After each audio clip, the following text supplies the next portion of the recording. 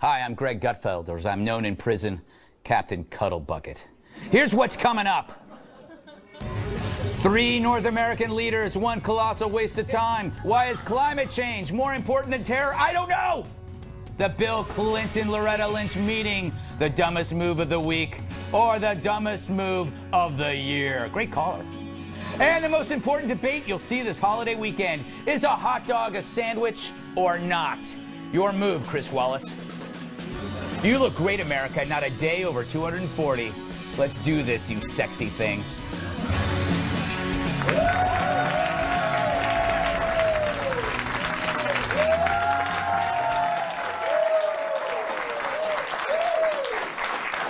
Let's welcome tonight's guests.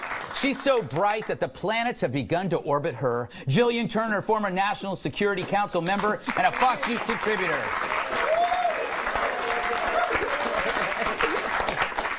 Wow, he's so suave, I want to shampoo with him. Mike Baker, former CIA operative and diligence president. Nice tie. I'm just going to unbutton the lower button. Oh, go do a commercial. Like a round head nail, she's always getting hammered. Joanne Nosuchinsky.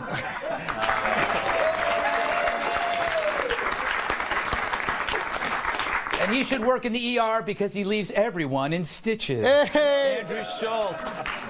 Terrible. I took your wink. I like your wink. And she's our goddess of gloom, our princess of pessimism, our maiden of misery. National Review reporter, Katherine Timpf. But first, so here we are again, talking terror. It seems like it's all we ever talk about. Not the weather, the kids, or my new workout.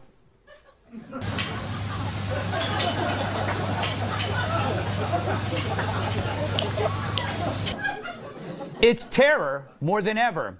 By the way, it's Ramadan, a time when we're actually seeing more terror attacks. At least with Lent, the devoted try not to do bad things. But instead, the most extreme of Islam link their holiday to horror. I'm thinking terror's not a persuasive tool to win us over. Now, Turkey believes ISIS was behind Istanbul, but the fiends were Russian, Uzbek, and something that I cannot pronounce. Kyrgyz or Kyrgyz. Thank you for that. But once again, it reminds us that this is not about race at all, but a doctrine that cuts across all ethnic backgrounds, meaning you cannot be a bigot over an idea. Yet after each attack comes a spasm of media coverage over Islamophobia, the shield that blunts outcry against evil behavior. It's why liberals blame guns when terror erupts. But what happens if the weapons are bombs, or not guns, or knives? A 13-year-old American girl was just stabbed to death on the West Bank, a stabbing of a young girl on the West Bank by a guy named Muhammad. I don't think you can blame this on the NRA. Meanwhile, Samantha Power, you remember her, says it helps ISIS if you blame all terror on Islam, which no one's doing except for her administration. By not separating Islam from Islamism, Obama is the guy who's blending the benign with the barbaric. Just say radical Islam. Just once, please. I'll buy you an adorable corgi.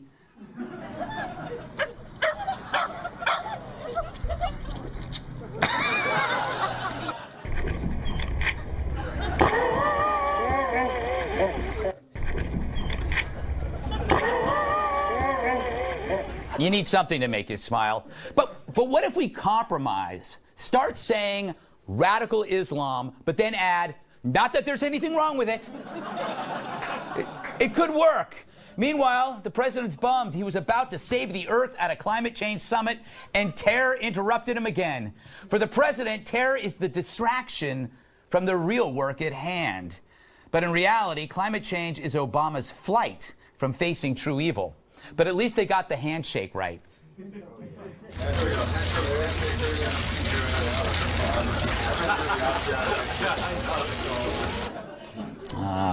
They're like a clumsy menudo. They can't even shake hands, and yet we're left shaking our heads. Period. All right.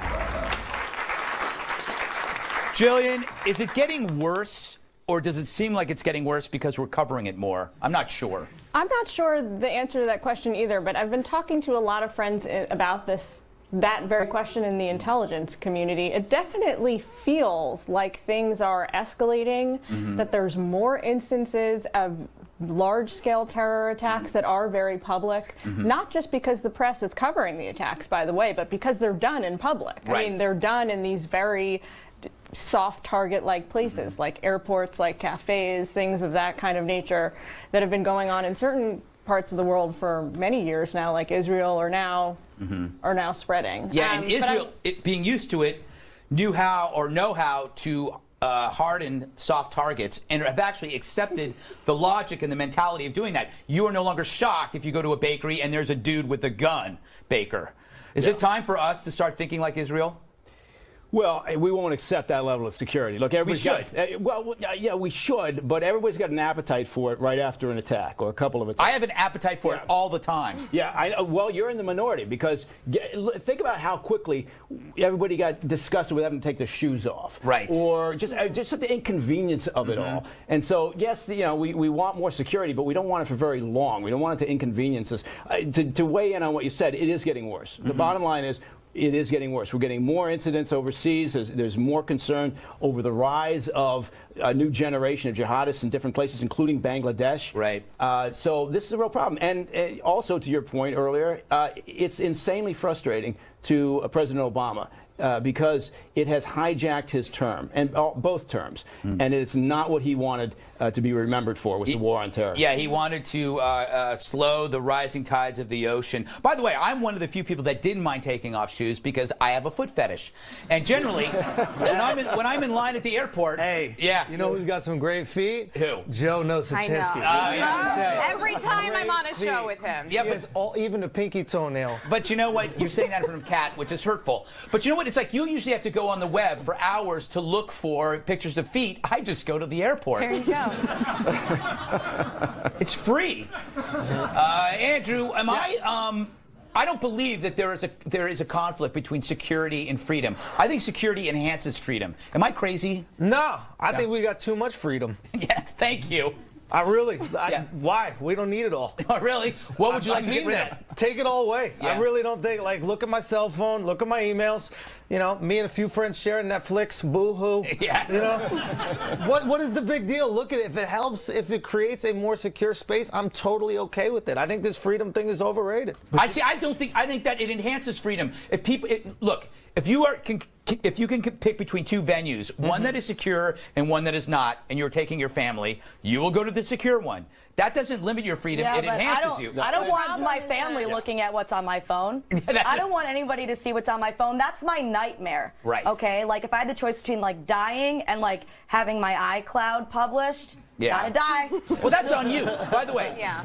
I brought my laptop in to the help desk to get certain software placed on it, and then I changed my mind because I realized I had not cleared my history. Well, what's the big deal? What's on it? It's a big But deal. that's the thing. We have a shaming Feet society. and porn. Who cares? We like Who to doesn't shame like it, people Joe? for their choices, and I don't. But you I shouldn't. shame you for wearing shoes. All right, Joanne, let's get Yes. back to Yeah, terror we'll and get away back. from feet. I apologize.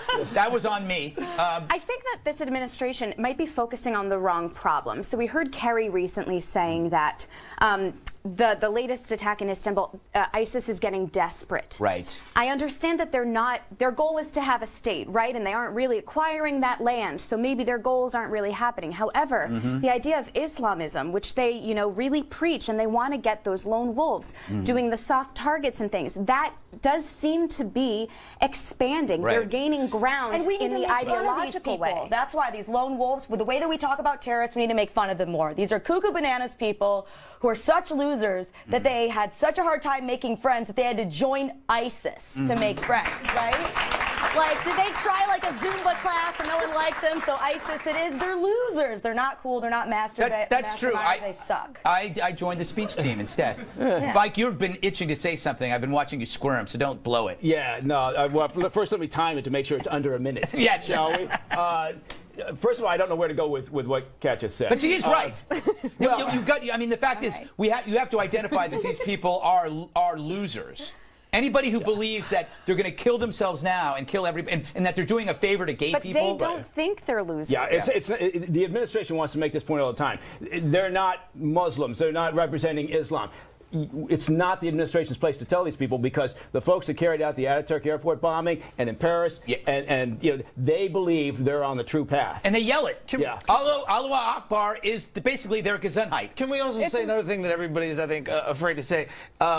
If that Orlando gay club was in any country in the Middle East, it's shot up the day it opened. That's true. Okay? You're so let's absolutely stop acting like this is radical Islam. It's just the way of life there. Yeah, no, they don't. Why are we so afraid to just say the obvious? Because we are, in a weird way, we conflate all the peaceful people with the angry people or the murderous people, because we're too scared to say that. Last word, Gillian. I bet it's good. I would say that it's important to label these terrorists. I prefer to use the term radical Islam. It's also important to take care to distinguish them from the general population of Islam. I think it's important to label them because they've been very clear about labeling us, who we are, Westerners, Americans, as the enemy, and it's very hard to, as a government, come up with a strategy to degrade and defeat them if we can't, the first step, label them. But if you're a gay dude living in the Middle East, isn't everybody there radical Islamist? Yeah. You're on everybody's. Real talk, if you could be killed for being gay in any of those countries, isn't everything radical to you? That's not fair to say that in any of those countries. Well, 11 countries in first the of Middle all, East what you could be killed countries? for being But gay. The last policy- terror incident in Bangladesh, before the attack at the bakery that's been unfolding, it was an attack on a gay rights activist who happened to be a USAID employee and his partner, and they would just machete to death. So, I mean, to your point, but we're the ones who get to be labeled intolerant, and it's very interesting. I find the left defending it. It's a very peculiar thing. It's what happens when identity politics wins over common sense. So now it's like you go, well, I can't offend anybody, including people that want to kill me. I gotta wrap this up because we're running out of time. Coming up, I bench press Mike Baker over a vat of hot oil. It's true. But first, Loretta Lynch meets Bill Clinton on a plane. I guess it beats a Motel 6. Oh, booing.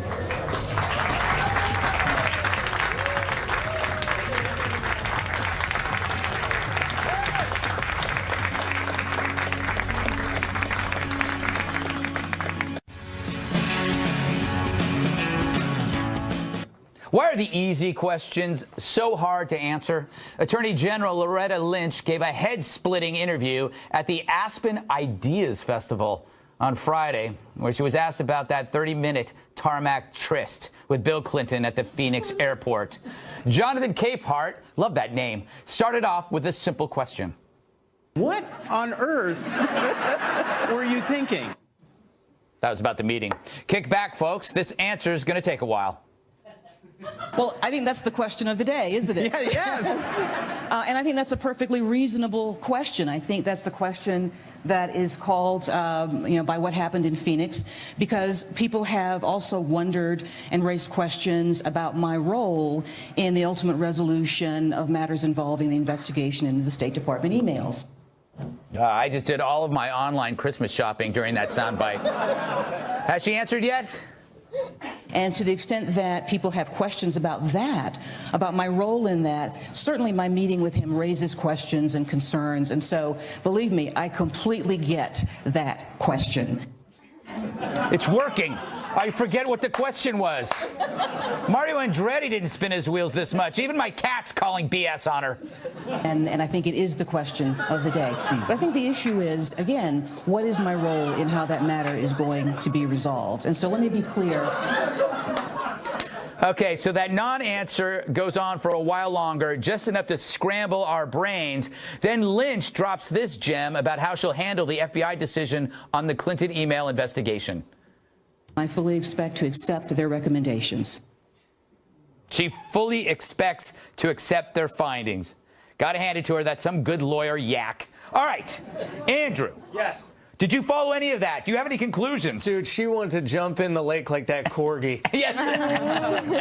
She wanted out of there. I have no clue what's going on, but I don't blame Bill for doing it. Yeah, you don't? I would have done the same thing. Yeah, he's kind of like, You're looking out for yours, Greg. Yeah. It's like if you got a kid who's not being played enough on a team, you go over there and you harass the coach. Except, dude, I would absolutely. I agreed. I think you do it. You make sure you bring a cinnamon bun or whatever. Yeah. My other theory is that he just thought it was a lazy Mile High Club. Oh, well, he learned a few years ago that you go in there, you mess up, and then everyone's going to blame the chick anyway. Yeah, that's true, and that's exactly what happened. And by the way, what if she didn't know, Kat? Look, this is unacceptable either way, okay? Either they were talking about shady things, or she just really wanted to hear about his golfing that bad that she was willing to go through all of this. I mean, she's got to really love her some Billy to want to hear about his golfing that bad. I've loved before. I've never been even willing to listen to hear someone talk about their golfing. Yes. I cut that off immediately. It's also he wanted to talk about the grandkids, which I think is... Oh, the grandkids. You were probably somebody's grandkid. Yeah, but I'm all right, I'm not really worth talking about. Well, that was sad and somber and strange. Mike, she said grandkids. Could that be code for please don't prosecute Hillary? Yeah, I think it's what that means is when you say the grandkids, you mean the back-end deal that you're cutting. Look, it was charming that they tried to portray this initially before they really got out, that had been a happenstance encounter. Like Loretta Lynch was in seat 17A and Bill was moving back down the aisle. He looked down there and said, "Oh, are you going to use that pillow?" And then he said, "You're the Attorney General. Wow. What are you doing?" And so, but the reality is the AG moves with a very large detail, security detail, staff, handlers, and as does the former president. Yeah. And there's also the minor inconvenience of the logistics of private jet travel in terms of flight plans and all the rest of it. So this was a large machine that was operating and allowing this to take place. The fact that we wanted to keep it quiet, we didn't want to take pictures. Yeah. I don't care. I don't believe that Loretta Lynch would do anything nefarious. I think she's a good person. I want to get that out. I think she's a good person, well experienced. It's the dumbest move of the year, as you pointed out. Well, maybe it's the smartest move, Joanne, because they wanted to get Loretta Lynch in trouble, so she recuses herself. Therefore, they add like another 10 months to finding a special prosecutor, and they get out of it. Are we really that smart? I'm not. Is the administration really that smart? Bill is. This tells me two things, okay? The first is that private planes are not good. No. Because I've never flown in one, but I'm just assuming now only bad things happen on private planes. And second, what difference does it make? The president has already endorsed Hillary Clinton, so regardless of the findings of an investigation, we know that she has the favor of the administration, so it's a little weird. You could get a private plane and someone just shows up on it? Yeah, it's crazy. No, you got to accept her. She wanted if you welcome someone on your private plane and you actually want to talk about golf and grandkids and you love them that much, you're too impartial to be here. Sorry. I'm confused. He ordered a plane. No. Yeah, he boarded the plane. They both were on their separate private jets on the tarmac at the FBO at Phoenix Airport. Oh, he pulled up like, yo, Loretta. Right. All right. That makes more sense. I thought he had a private plane and all of a sudden she was She's double sitting booked. there. His plane pulls up. He looks out the window. He goes, "Is that?" Did he roll it down? No, that'd be cool.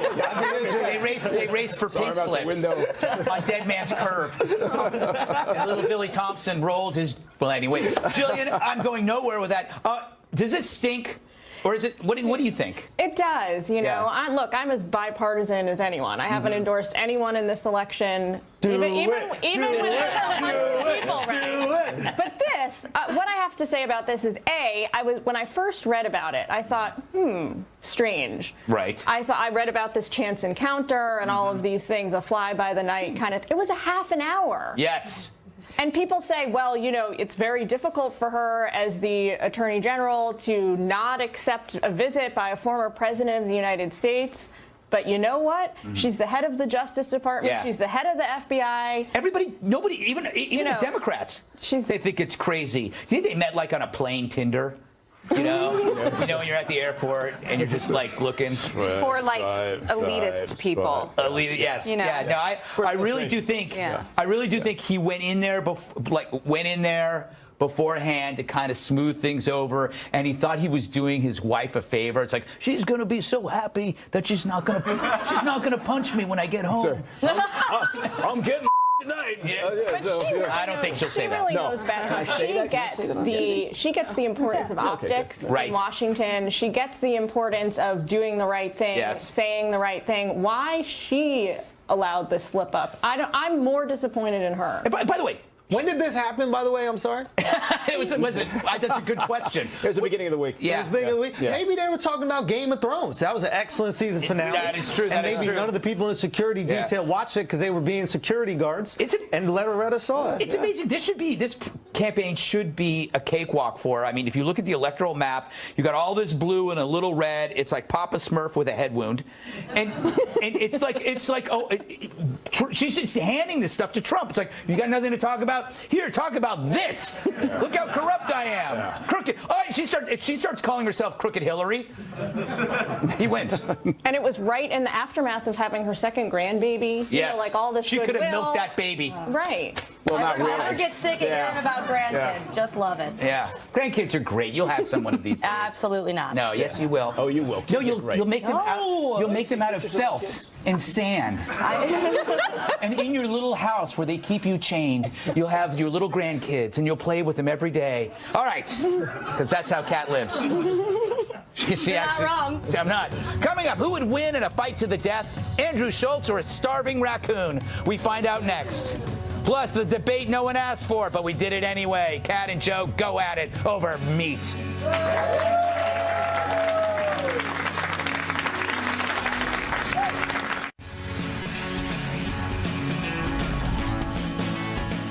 Is it okay to cry if you're a guy, or is it creepy when you're weepy?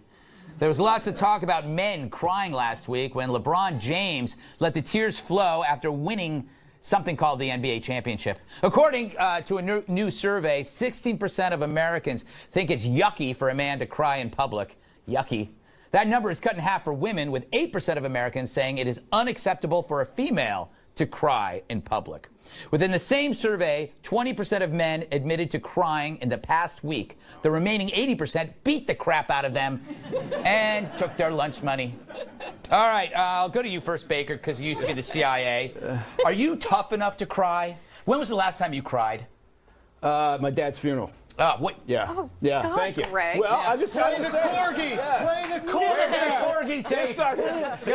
This show, that's what's so great about this show. It's an honest show. People give you honest answers. But That's a good answer. Yeah, you should have cried. Yeah, what else am I supposed to say? Yeah. I mean, but listen, if you win the NBA championship or at your at a funeral for an immediate family that you really like, or a close buddy, right, or your daughter's wedding, that's it. Those things, that's it. Otherwise, keep it at home. What if somebody you really like dies at your daughter's wedding? Then you can cry twice as much, Andrew, twice as much. Are you a crier? I don't see you crying. I do cry. I cry at movies. Oh, really? Yeah, I saw Finding Nemo. And that was a tearjerker. It was. He was gimpy. Yes, he was. But I don't believe that you're allowed to give in to the cry as a man. Right. Does that make sense? You can fight a cry. You're supposed to. You can't just and then snot. It's called ugly cry. You can't ugly cry. You have to stare into the light and let the tear drop down. Like what LeBron did, I only forgive him because he won a championship for a third world country. Yes. If you didn't win a Cleveland. Okay. It went by me.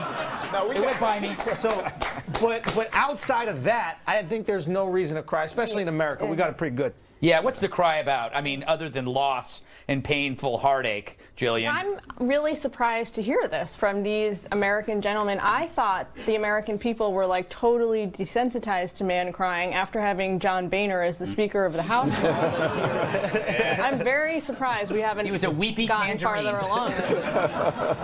I was really surprised by those results. I mean, like, I'm not into a man that cries, like, unless it's like over me, because like that's hot. Yeah. But like, and I don't even like crying in public. Like when I'm at home, like all bets are off. Like I will cry if I can't find the Apple TV remote, like no problem.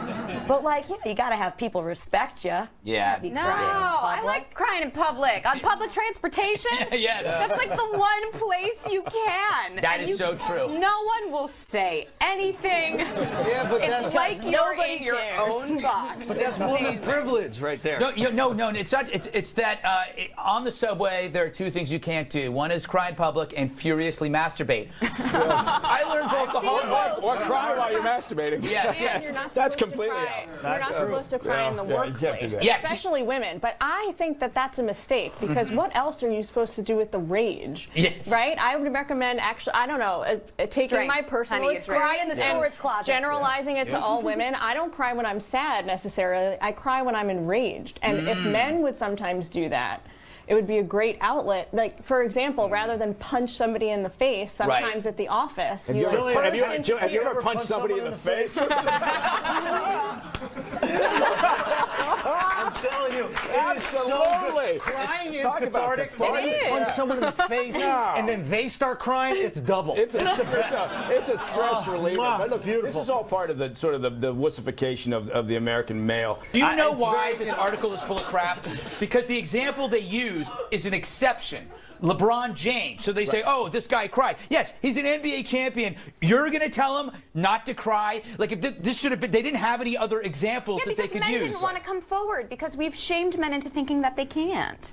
Well, no. Well, I think it's the opposite. Women are tricky People- with this because what they do is this. They say that they want us to be open with our emotions. And they don't. But they only want us to be open with our emotions, Greg, after they love us because they know no other woman will then love us. Yeah, it's strategy. That's what I'm saying. No, women That's why very women make you look at men dress who are bad, emotional. Say again? That's insane. No, she said it as well. That's why women make you dress bad. They're like, hey, put on this shirt. Nobody's going to sleep with you. That's what they do. They're very sad. My wife makes me my wife dresses me. Exactly. Yeah. In a Captain and Sneal shirt. That's pretty good. Audience, applaud for that. All right. That saved me a lot of grief. All right.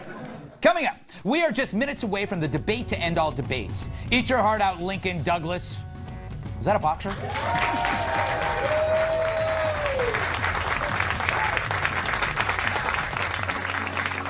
If you'll be in the New York area and would like to be part of our studio audience, email Greg Tix at foxnews.com.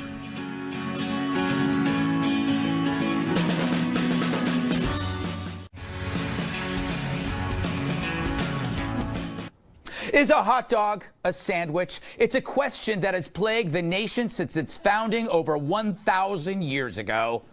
The Merriam-Webster Dictionary says yes, it is. On the other hand, the National Hot Dog and Sausage Council, the only council that matters in my opinion, says a hot dog is not a sandwich because it, quote, truly a category unto its own. Here to debate this special July 4th topic are two experts in the field of encased meats, Katherine Timpf and Joanne Nosuchinsky.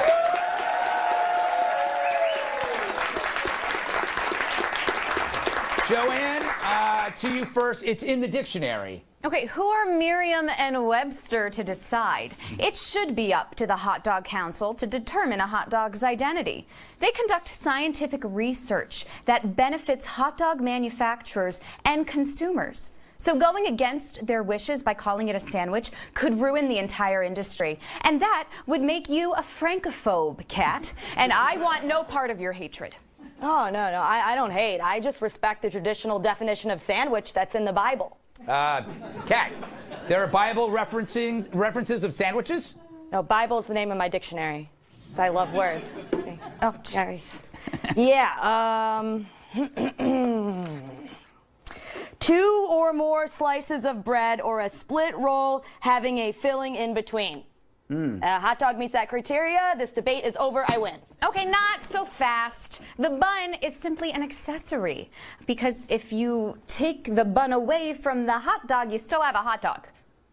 Yeah, exactly. A hot dog is nothing by itself, but the bun elevates it to sandwich-dom. I'm not sure, Joanne, but I think she might have a point here. Okay, well then think of it this way. We've all heard of Dollar Dog Night. Yes. Every baseball stadium has one. Ever hear of Dollar Sandwich Night? Of course not, because the economy can't support it. And neither can our stomachs. Okay, you've never seen the champion hot dog eater, Joey Chestnut, downing 62 sandwiches in one sitting, have you? No, because it's impossible. Kat, your response? Joanne, It's that kind of elitist talk that keeps hot dogs from achieving true sandwich equality. Which is why I've designed the pyramid of sandwich acceptance. The great Earl of Sandwich invented them to make foods more portable. Now we have all types of things that fall under this encompassing banner: cheesesteaks, gyros, bagels, even Oreos, all sandwiches. Greg, I suggest you get on the right side of history here. Hot dogs are sandwiches too, so you should get on board now. I don't know, Joanne. You get the last word. Cat's in dangerous territory. Making hot dogs synonymous with sandwiches would not only ruin a great American food, but also our American icons. Consider Dirty Harry, for example. You know what makes me really sick to my stomach? What? It's watching you stuff your face with those hot dogs. Nobody, I mean nobody, puts ketchup on a hot dog. Here's that same scene if hot dogs were sandwiches. You know what makes me really sick to my stomach? What? It's watching you stuff your face with those sandwiches. Nobody, I mean nobody, puts ketchup on a sandwich. See? Doesn't work. And in closing, I'd like to say that no man has ever told me to go into the kitchen and make him a hot dog.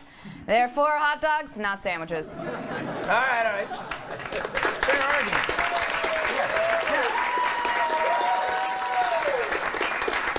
Time to pick a winner. To help me, I brought in the expert, Joey Chestnut. You know him as the world hot dog champion, an eight-time Nathan's hot dog eating champion. All right, so Joey, what do you think? Is a hot dog a sandwich?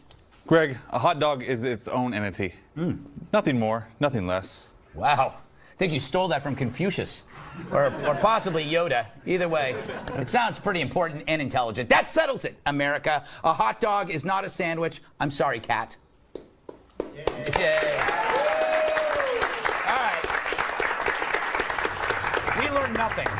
Time to take a break, and you can see Joey Chestnut this Monday, July 4th, in the Nathan's Hot Dog Eating Contest, 3 p.m. Eastern on ESPN. That's a network. Stick around.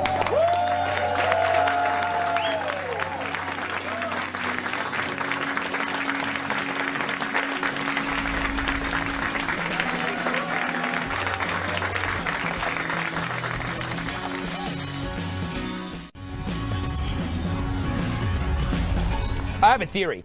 Livestock auctioneers were the world's first rappers. First, a look at livestock auctioneering in action. $10, $310, $12, minimum 15, $17, and $20. And now two, here, minimum 2 and 2 and 3 and 22, minimum $5, 7.5. Pretty amazing. Now here's one with a beat behind him. $1.57.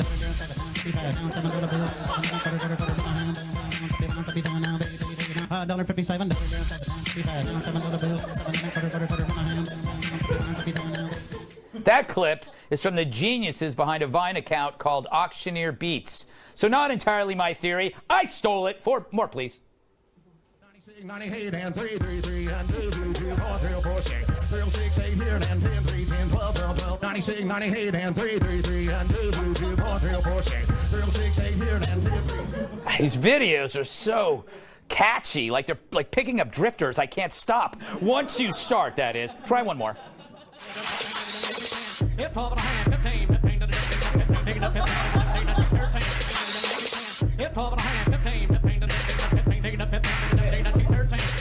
Why is this person not doesn't on Billboard's #1 chart? I'm never going to stop watching these videos. One more. 7 all in, 7 now, 8 now, 8 again, 8 now, 9, $100, bit of sound, $4, number down, now, dear, number down, number 11 now, dear, now, 7 all in, 7 now, 8 now, 8 again, 8 now, 9, $100, bit of sound, $4, number down, now, dear, number down, number 11 now, dear, now. If they don't win a Grammy next year, I'll do absolutely nothing about it because I'm lazy, but they should.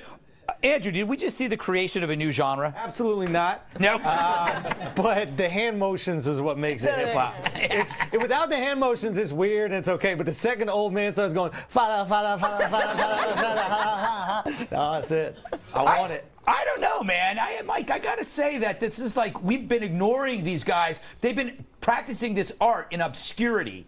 And they are actually better than anybody with the English language. It's astounding. I have not been ignoring them. I go to livestock auctions because oh yeah, you're in I'm in Idaho. Did I mention I was in Idaho? Yeah. Gratuitous. So, Gratuitous. yeah, I don't know. But so I go to the livestock auctions, and it is fantastic, even without the beats. But I'm going to take a radio next time. Yeah. Yeah. Do the people know why you're at the livestock auction? Buying livestock. Yeah. And what do you? Let's move on, Julia. No, I think we should stick with that. No. I want to know where you put it. Yeah. Whoa. All right. Where do you put what? Okay. We don't need to follow through. Okay. Whatever Mike does with his livestock is up to him. All right, Jillian.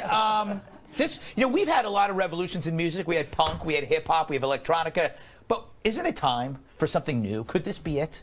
They're already famous in the UK. Yeah, they are. I don't know why you guys have never heard of them. Well, that's true. They're always famous first in the UK. Exactly. Like that American band, the Beatles. I love them. Yeah, they were good.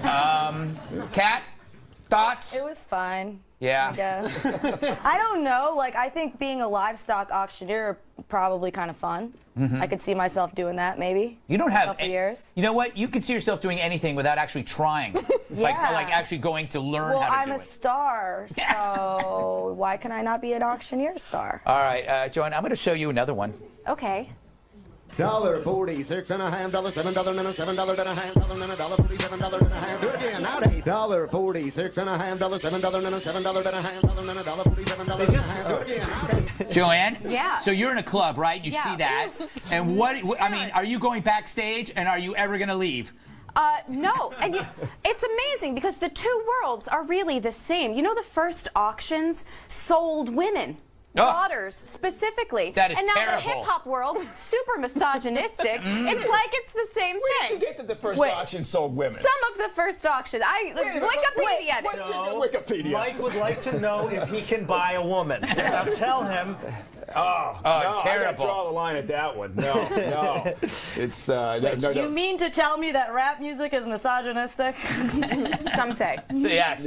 It's evolving. It's evolving. It's less misogynistic than it used to be, right? There are It's more hookers misogynistic and blow rappers, now. and there are rappers that are not Just like misogynistic. auctions. Just like everything. Right. People that talk about certain things. There are and people that don't. misogynistic cooking shows and ones that are not. That's true. That is true. Yeah. Bake me a cake or I'll punch you in the face. That's a terrible show. I don't watch it anymore. You guys should be on that show. It's violent. All right, I've had enough of this. Don't go anywhere unless you're watching this from my living room. In that case, please leave. You are trespassing. Final thoughts next.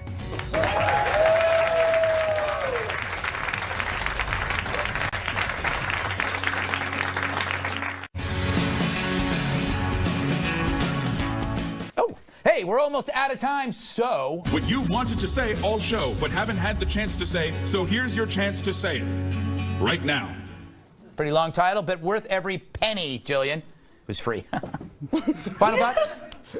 So I don't want to go all serious on you, but a lot of people have been tweeting me the last couple of days asking me about this terrorist attack in Turkey this week. You know, like why this happened in Turkey, why this happened now. A lot of people seem to be really surprised about it. So I thought I would just take a second to address that. I've been thinking about it for folks, that I could give them a good answer. And what I decided is that there's really three reasons why Turkey and why now. The first is that the Turkish government has been really active in the anti-ISIS coalition, is probably bombing ISIS outposts right now as we speak in Syria, taking up their positions there. The second one is because it was a reaction to Turkey's rapprochement with Israel this week. And then the third reason is that really people are surprised because Turkey is a predominantly Muslim country. But as we talked about earlier today, ISIS and these psychopathic organizations really don't care about that. They'll kill Muslims too. They're very happy to kill Muslims who don't subscribe to their own perverted brand of Islam. So there's the answer for folks who have been tweeting me about this. And there you go. That was quite sophisticated, Mike. Beat it. Sophisticated. Now I got to follow up. You know, I was just down in Washington, D.C., was at Arlington Cemetery. 4th of July is coming up. If you haven't been down to Arlington Cemetery, it is the best thing you can do with your kids to show them what this country's built on. The sacrifice and the lives of this wonderful country. Otherwise, everybody just have a wonderful 4th of July. And at those 4th of July barbecues, you don't have to refrigerate mayonnaise. You don't, unless it has been contaminated by a utensil or food particles. If you have a squeeze bottle of mayonnaise, you can leave it out. You do not need to refrigerate it. Wow! Beat that, Andrew. I didn't know. I don't buy that. I don't believe that for 1 minute. Is that going to be your final thought? It was not mine. Yeah. Wait, you could leave out mayo? That's Yes. right. What if it's got tuna in it? Then not. If it's with food, you can. That's your final thought. What if it's got tuna in it? All right. Last word to you, Kat. Okay, so I lost my Apple TV remote. Yeah. And at first, I was really mad at myself, but then I realized it's too small for the average consumer. I called, and they said that I can't turn it back on without the remote, so I think it's a scam. There needs to be a bigger remote, and we should not stand for this anymore, right? right. Larger remote. I've got all these people on my side, Apple. That shows you to tell me to get the remote app installed before I lost the remote. I don't have a time machine, Jeff. Jeez. All right. That was fun. Thanks to Gillian Turner, Mike Baker, Andrew Schulz, Joey Chestnut, Joanne, Katherine, and our studio audience. I'm Greg Gutfeld, and I love you, America.